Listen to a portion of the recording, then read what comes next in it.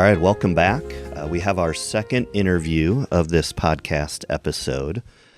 We have some very interesting guests here today with us.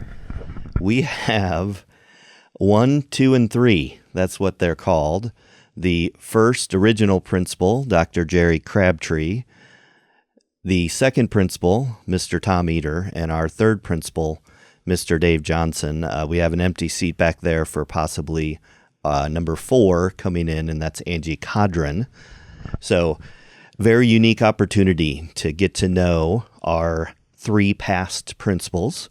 We traditionally start off any interview with kind of having each of our guests tell us a little bit about themselves, and specifically like when you came to West and kind of your background in education and administration. So Mr. Dr. Jerry Crabtree, you want to get us started? Sure. I started my educational career as a school psychologist in Unit 5, and I did that for 7 years. Then I went to District 87 for 2 years as a elementary principal, and then I went to the high school as an assistant principal. Came back to Normal Community as an assistant principal for 8 years. Became the principal at Parkside Junior High for 5 years. And then had the opportunity to be the first principal at West, and I was at West for 8 years. So right now I'm still retired, and no thoughts of coming back? This is the closest I'm going to get to Normal West at this point. But I know I always enjoy coming back, and it's just a lot of fun for me. That's why I'm here. Mr. Eder, number 2. Okay. I graduated from Illinois Wesleyan in 1976. Spent my first 10 years in private high schools, teaching history and coaching various sports. Was hired into Unit 5 at Normal Community High School as a history teacher, social studies teacher, and the head basketball coach for about 8 years. Then got the opportunity to go into administration for 1 year at Normal Community as the dean of students. And then Normal West opened. Dr. Crabtree honored me by letting me be part of the first administrative team here, and was a dean of students / assistant principal. I don't know exactly when they changed those titles, but it was somewhere in that time. So I was the assistant principal here for 6 years with Dr. Crabtree as the principal. I left and went and became, my first principalship was at Olympia High School. I was gone there for 2 years, and then Dr. Crabtree retired rather suddenly, and they invited me back, which changed my life. And it was fantastic to come back to a staff that I knew and a school that was so vibrant and energetic. And so I was here as the principal for 9 years, and then retired, passed the baton to Mr. Johnson. So I started in Unit 5. The year before West opened, I taught chemistry at Normal Community High School. And then after getting hired, I realized they were building a new school. And at some point had an interview with Dr. Crabtree about coming over here to the West Side to be a chemistry teacher here. He saw something, or either that or he confused me with somebody else and put my name down on a list to transfer over to Normal West High School. So I taught chemistry and physics here for about 5 years. Then had the opportunity to become an assistant principal. They added an administrator. So I joined Tom Eder and Dawn Green as assistant principals in the office right around 2000. Was assistant principal for 4 years, then became associate principal for 8 years, working with Tom. And then when Tom retired, had the opportunity to become principal here, I think for 11 years. I lost count at some point. But then had the opportunity to become superintendent at Fieldcrest, and that's what I'm doing now. All right. So I've been here almost half the time now that West has been open, which is hard to believe. And so I wasn't here, obviously, at the beginning. And so that's something that's always interested me. And I think all 3 of you were here when that happened. And, it's my understanding that it was just Normal Community in Bloomington at the time. And so if you all don't mind just talking about what it was like, pulling students from a high school that they were currently at, opening up a brand new high school, starting a new culture, and just the challenges that you faced and the excitement of that when it first opened 30 years ago. Well, I would respond to that initially. It was kind of a mixed blessing because as far as the staff goes, administration and teachers and everybody else that we hired, there was a level of excitement that you would only get when a new school is being opened. So from that standpoint, it was exciting. From the student standpoint, I don't think that they were as excited as maybe the staff was. And I say that because the students, were literally taken from normal community. The sophomores, juniors, and seniors. Well, it would have been the sophomores and juniors that initially came. And for the seniors that came to West, I had those seniors when they were at Parkside Junior High.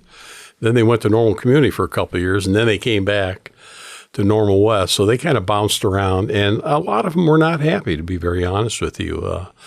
They were kind of normal community Ironmen, and now all of a sudden they have to be Normal West Wildcats. So some of them struggled with that. But in the end, I think once the building was state of the art and the newest building in the state of Illinois, and the Integra system. We won't go there. They just, I think it took them a year to finally, get some identity and realize what they had. And by the end of the year, I think we had some converts. We really did have some future Wildcats. So I think that there's a lot of people that don't really realize that Parkside and Chittix at the time were 7, 8, 9. So our first year, those freshmen, or the sophomores and the freshmen, that was both a brand new school. It was the juniors and seniors that had that normal community tradition. I feel like if I were doing it over again and if I were given the choice, I probably would have just started Normal West off as a freshman, sophomore high school. I'm sure that was probably something that maybe was a possibility, but that was decided against. Yeah, for sure. That was a possibility because in checking with other principals around the state at the time who had opened buildings, they all gradually, it was a year-by-year thing. They would start with freshmen and sophomores and then add a class until, they were the full complement, freshmen through seniors. Our board decided that, no, we're just going to do it, at once. And that was unusual, to be honest with you, because I wasn't aware that any of the new high schools that had been built and the principals that I had talked to, they kind of looked at me like, what's going on with that? But that was the decision that was made, and, we worked through it, and it worked out eventually. I think there's a little bit of, we look back on some of maybe the frustrations of the kids or some of the difficulties of particularly the seniors. And I'm going to tell you, it was a few years later before I had a great appreciation for the seniors that year, because they're the ones who, you're looking forward to your senior year in high school and had lost the greatest amount of relationships, et cetera.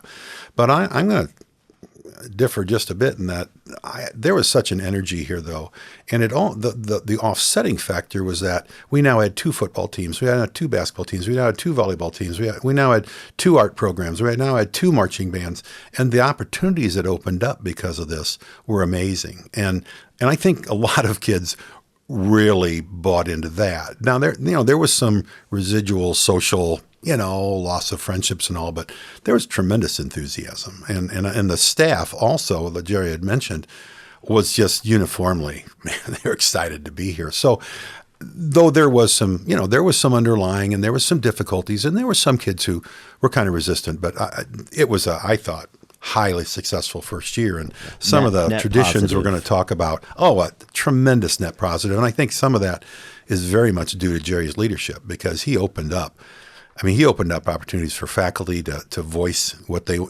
needed to voice. He opened up really a bottom-up approach to leadership in this building. He opened up opportunities for staff members and kids that, it took a particular leadership style to bring that together, and he had it. He was the perfect man. So, I agree that there was only later did I really understand some of the challenges there were, but wow, it was an incredible experience. I'll never forget it.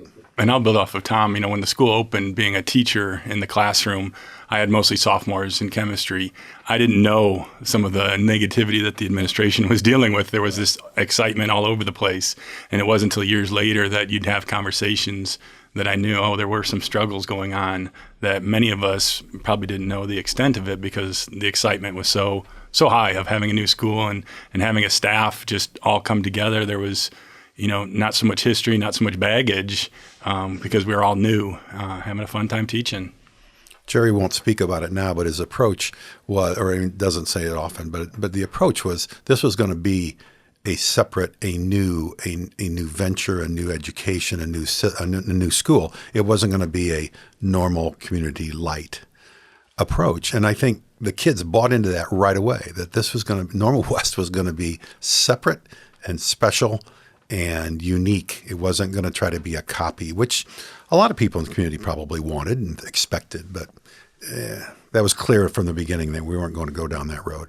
I will speak to that too, because I was a student teacher the very first year of Normal West's existence, and there was an opening at both Normal Community and Normal West for a business teacher. And so when I interviewed, I don't know if you probably remember it like it was yesterday, Dr. Crabtree, but I interviewed with Dr. Chapman and Dr. Crabtree and Jim Thompson, who was the building chair at that time. And my skill set really fit with the Normal Community job more. And I was really nervous because I don't know if I would have taken that job. I felt very fortunate to get an offer to teach at Normal West, because I loved the culture. Like, the culture was different. It was unique. And so you're absolutely right, what you guys have been saying about there was an excitement, even though there was issues, obviously, in the first couple of years trying to, but I think that would happen no matter what, trying to get the school culture going the right way. So to piggyback on the culture thing, Normal Community at the time obviously had been established and had their own traditions and their own customs and everything. And then you come over here. Were there things that you tried to do specifically to try to build a culture here, or was that something that just sort of happened organically over time? I guess that's for any of you. Well, that was the number one goal from the beginning. I knew we had to have our own, we had to do our own thing. We didn't have to do our own thing. It would have been real easy just to copy everything. But I think I sensed when we did all the interviewing. I mean, we interviewed hundreds of teachers to fill, all the positions, because we had over 100 positions, staff and faculty. But it became clear that a lot of the people were looking for a new opportunity, and not necessarily change, but it was an opportunity to be them, to be themselves.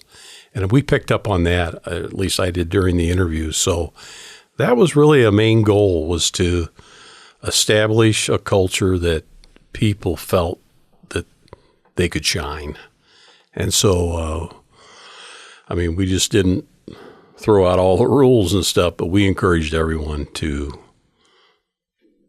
be as best as they could be. And that's kind of how that whole cultural thing began. So, but from the beginning, it was also very progressive, and that Jerry established with the staff, because, again, he was building that bottom-up leadership, but also that, he was willing to listen to any problems there were, any concerns there were, but people had to come in with a solution. So it was always a very positive, forward-thinking kind of dealing with problems. It wasn't just come in and gripe and and lay out your concern and walk away. You laid out your concern, and he was always open to that, but you laid out what you thought was a solution, which it wasn't always automatically going to be workable, but come in with a problem, but you've already thought through that enough to have your own idea about what could solve that. And that's a night and day difference between just coming in, identifying problems, and leaving it to others to develop solutions. So that's huge in a culture. And I think in addition to the trust and what Jerry and Tom have talked about, there was still always this factor of having fun. It was professional, but Jerry wanted to make sure that if we were having fun as staff, we were probably working harder. We were putting in the extra time to do those things that help the kids at Normal West High School. And so I think that fun piece doesn't always get talked about as much as the other culture piece that I know Dr. Crabtree worked on, but that funness was definitely there, and it kept people wanting to be here to be part of it, and food. And I would just add, well, I'll save that for later. Go ahead. Okay. Welcome, number 4. Thank you. Yes, number 4 is still running the school Yes. today. So number 4 is just a little sweaty. Well, thanks for joining us. Yes, absolutely. Thanks for having me. My question for you, you spoke about at the Wall of Fame a couple nights ago that you have a text string with these 3 previous principals. I'm just curious as to some of the things maybe you've learned along the way from these 3, which have to be 3 of your mentors for being an administrator and a principal. Yeah, it's more of a secret society, really, for principals is what I would call it. But yes, in these days, we have a text thread that we use. And so right away, it was very welcoming. As you said, like food, the culture, things. So there's a breakfast that I got invited to with number 1, 2, and 3. And so that was kind of a surprise. I didn't really know about that part of it. And it's awesome because what I do is what I'm probably doing right now is listening a lot more than talking. And so I think that's a piece of it. Some of it's funny on our text thread, right? They're very humorous people. Some of it's serious and supportive. And so I think that was something that I didn't know existed here, but am very thankful. That just builds on when Jerry, the first principal, retired and moved on. He stayed in town. He was working actually for Lincoln College for a couple of years. But I was able to have, and I so needed that because I was able to have frequent breakfasts with him. We'd meet 4 or 5 times that year. And really, he helped me so much with some of the levels of things that you don't understand until you are a principal. I mean, just other levels of district things and things like that. And it was a huge help to me. And I tried to provide that a little bit for Dave in the first couple of years I was gone, and we're there for Angie in the same way. And because there's just things that as a principal, they're new. I mean, no matter how well you've trained and how many other things you've been involved with, it's just a new perspective sometimes. So. Let me cut through a couple of those layers, though. We were really hoping that Angie would pay for breakfast. And I think that was probably the main reason. Because I was getting tired of paying for breakfast. Right. This is also part of the secret society that I learned of who pays for breakfast. We're learning so many things. So do I get this right that Dr. Crabtree has never paid for breakfast? That Seldom. the first breakfast was Mr. He has this Eater, and offer he does. Seldom. That looks like he wants to pay, but Well, I did I've forget never seen my his wallet wallet. the one day. Well. Today's podcast sponsor is Select Screen Prints. Select Screen Prints has been in partnership with Normal West for over 25 years, providing quality Wildcat apparel at an affordable price. Choose Select Screen Prints for all of your custom t-shirt, sweatshirt, and apparel needs.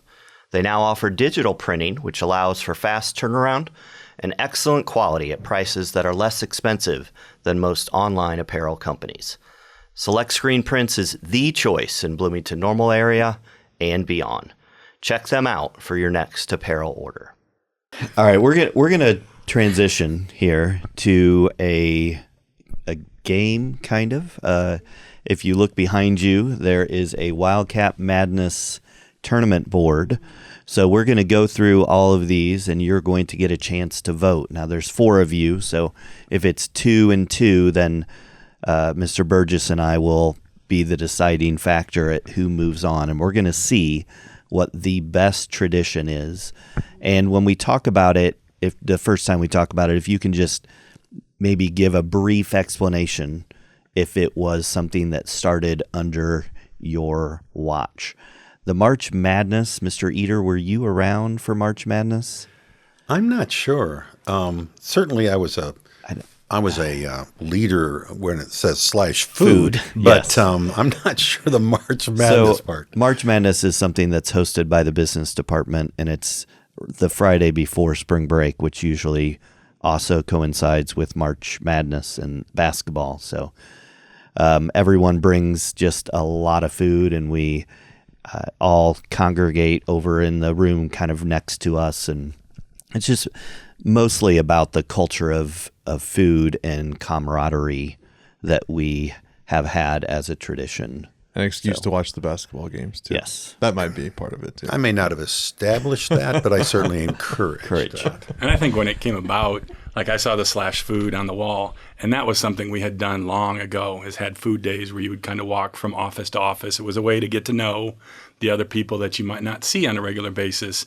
There was one time I was doing something, I know we'll talk about Westfest later on, but I was doing something down in the gym for Westfest, and Amy Koppel came up to me and wondered how she could help me because she thought I was a substitute teacher. And all the kids laughed. They go, "That's Mr. Johnson. He works here." But we didn't know each other sometimes because I stayed up in my chem lab. She stayed in her gym. That's and true. so these food days were very important. So then I think when the March Madness came around, it was kind of reigniting some of that. Let's get everybody together. Besides Institute days or other things, let's see if we can do some things Right. for some fellowship. All right, so I'll be the scribe for this. I'll Okay. go open. Yep. So FMP is our freshman mentoring program, and I think that started That was under. mine. Yeah, the rest of these I think are mostly Jerry's, but the FMP program I'm really proud of, and I think it's about a huge success. I think it's helped countless numbers of kids, and it took Bernie Charo was the dynamic leader of that for her time here. At least the first 3 or 4 years of it, Bernie just was a dynamic in developing that vision. But that I think that program's been pretty darn successful. Agreed. So now the tough task is you guys have to decide which one's a better tradition.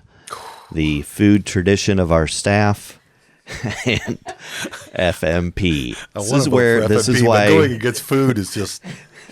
it's tough. I can help with that. I'm going to vote for FMP. I think our freshman mentoring program is one of the single best things that we do here to not only lead incoming freshmen, and what Mr. Johnson would always say is how you make a big school feel small, but also it puts our juniors and seniors in a leadership position, which leadership is important here, and those opportunities for our students.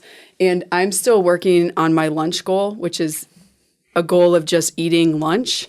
And so I'm going to go with FMP versus the food. That's my vote. Okay. I'm going to go with FMP too. I would say FMP. Okay. All right. So Dr. Crabtree, your vote doesn't matter. One other. It's the only thing that won't. It's the only time that won't matter. We'll let him The vote rest of them are first next his. time. We're going to let him go ahead. All right. Senior Bricks. Senior Bricks was a student council idea, as I recall. That's correct. During the year. And I probably was initially opposed to it because it was like defacing the school from one standpoint, but it became it became a big deal. And I'm glad we went through with it. And I just remember, years after it was started, students would come back. The first thing they'd do is go to where their brick was. So little tie in there that, it worked out well. Yeah, They I would still say, do that. yeah, as associate principal and principal, having those 10-year reunions or whatever come back, it was always going down the senior hall, and everybody was so excited to see their brick. I think Leah Marlene had to go see her brick when she came here as well. So, And I know people that I've brought into West that have never been in here before always Comment rave about it. Yep.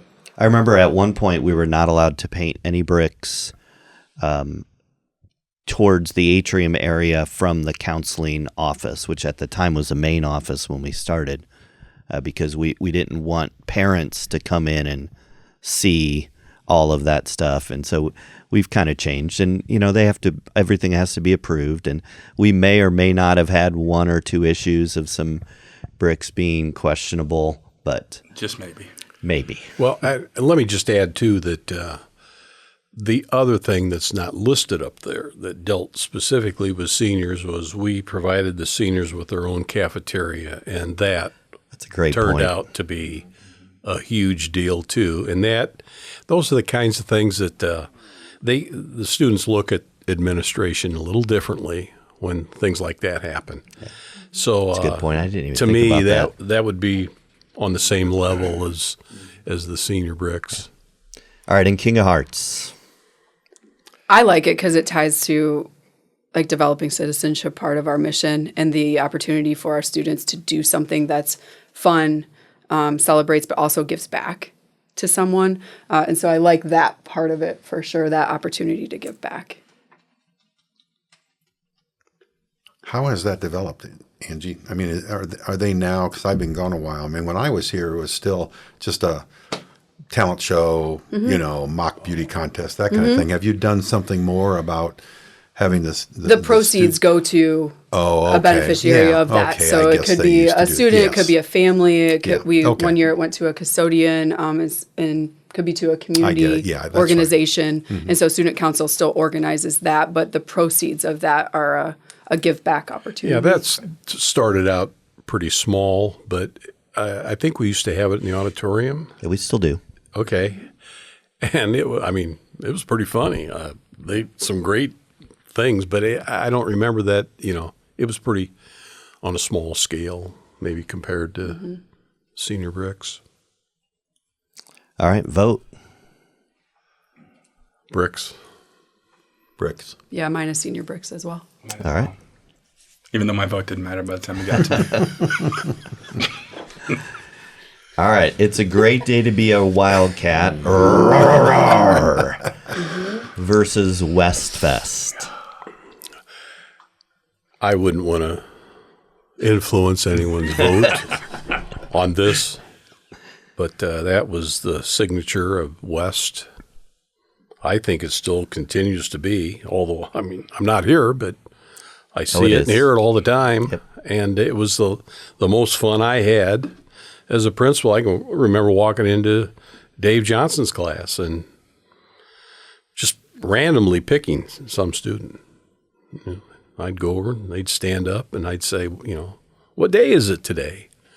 And, half the time they'd, Friday. I'm sorry. So I'd go to the next classroom and, what day is it today? It's the 6th of September. No, that's not what I'm looking for. And, eventually we'd get to a class where it's a great day to be a Wildcat, Dr. Crabtree. So I'd give him $5. Well, it took about 2 weeks for that word to get around. And from that point on. By the way, $5 back then was like $50. Yeah. Yeah, it wasn't adjusted for inflation. But so that became a staple. And even when we'd have the 8th graders come in for the orientation at the end of the year, they knew it. The 8th graders already knew it, that were coming in. They're going to be freshmen. There's elementary schools that say it's a great day to be a Cougar. They have identified with that tagline. But that was a lot of fun. And we filmed it. A lot of times we'd film. You had class cats where right. students could be recommended or nominated for an award, and I'd get the big old VHS camera and follow Dr. Crabtree around as he gave out these awards. Yeah, that was fun. Westfest, great tradition as well, though. So a tough matchup. It is. I always enjoyed, as principal, like the concession truck was always parked outside my office. Mm-hmm. So it was great to be able to open the blinds and there's elephant ears and other things right there. So you never made like a drive-through window for you, I did. So you could. I'd actually have to get out of the office and stand in line to do that. But it's a great event just to celebrate the end of the year. I think staff gets involved, students get involved, and over the year, different things are offered because somebody has an idea that it might be fun to do this, or tie-dye and things, and it just really helps students and staff celebrate the end and of the year. I feel like the buy-in from the students has been really high lately. They really enjoy that extra time. And I know when it started, it was a little longer, and it included lunch. With you guys used to do hot dogs and hamburgers and stuff like that, and that was a lot of fun. So I've always enjoyed the Westfest Day. Not as much Tony Berardi telling me how many days it is till West Fest, but in the day itself. So. That's a great tradition. I couldn't believe it. I was assistant principal dean when Jerry came up with that idea to develop that, and I was just, it tore Don Green and my hair out trying to keep track of all this, trying to keep it all. But that wasn't the intent of it. And Jerry had that kind of, personality and buy-in with the staff and the kids that it immediately was a hit. And I was just, we can just call off school for half a day? We could just, who's letting us do this? And Jerry said, hey, man, we're doing it. So it was a lot of fun, and I think it's grown and developed and matured. I think it's a tremendous tradition. That all came from when I was an elementary principal at Centennial Elementary School in Bloomington, which no longer exists. We had I don't know why, but just out of the blue, decided we're going to have a fun day. We call it a fun day. And it was nearing the end of winter, and kids brought their sleds, and there was a big hill between Bloomington High School and, it's Bloomington Junior High now. And the kids the teachers just had a blast. And it was just kids and the teachers. There's no parents or anything. And that was the traditions like that are so important. All right, so we're gonna have to vote. This is another tough one. It is. I vote West Fest. I don't think you can have a fest at a school that's not named West, so I think it's unique. I'll go with Great Day. I go with Great Day as well. Sorry, Angie. It's okay. We can text about it later. We'll argue a little bit more later. All right, and then our school fight song, which is always unique to every school, and I really like ours, even though I still can't remember the words, just because I don't remember lyrics to any song, really. And then the clap in, clap out, which I don't know when that was started, if that was Eater or Johnson, or if that was Dr. Crabtree. Okay. I think that's one of my favorite traditions, and I know it's not a student-based one, but one that I feel is pretty cool. Well, the attempt to get students to buy in, a fight song is it's emblematic of the school, and 50 years ago, everybody that went to any high school knew the fight song and blah, blah, blah. It was an important part of the development of the school. And I didn't have anything to do with it. It was totally Lisa Preston and the band. There was a professor, I think, somewhere that helped develop it, and it was one less. Some of the cheerleaders actually helped with the words of it. It was one of those things that it was one less thing I had to worry about, to be honest with you, and it turned out great. But then, again, you had to get students to buy into it, and so then that's where the whole $50 thing came at the assemblies, and. So, it's a small thing, but and I doubt that there's many high schools that you could go to today that would even talk about a fight song, or the students would have no idea what, Yeah, we just did it yesterday at the assembly. Yep. Continues to be a tradition in our school. Yeah, and I got to the volleyball game last night where we were honoring our class of 1996 and that team. And then I walk in and our athletic director, Wes Temple, said, "You're going to like what happens after the game tonight." And so bringing it back was cool. So the whole volleyball team circles up, freshman volleyball run out of the stands, everybody circles up and everybody sings the fight song. And so it was pretty cool to see that happening.